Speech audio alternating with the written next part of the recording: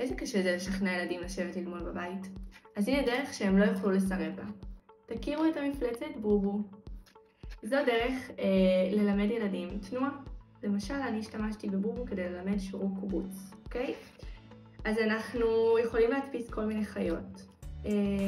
ואנחנו נגיד שבובו עושה מסיבה. ולא כל החיות יכולות להיכנס. אז הילד שאל אותי, איזה חיות יכולות להיכנס? בואו נגלה ביחד.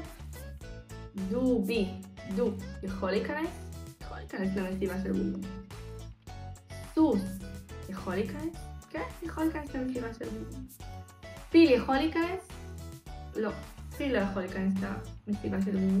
וכן הלאה ככה עם כל החיות. וככה עושים את זה בצורה חווייתית ומעניינת גם בבית. והבונוס לפעילות הזו זה שאפשר להכין אותה לגמרי לבד עם הילדים בבית. אפשר להשתמש בכל דבר שיש לכם בבית. אני למשל השתמשתי בקופסת טישו של טורנקס, הכי פשוט שיש.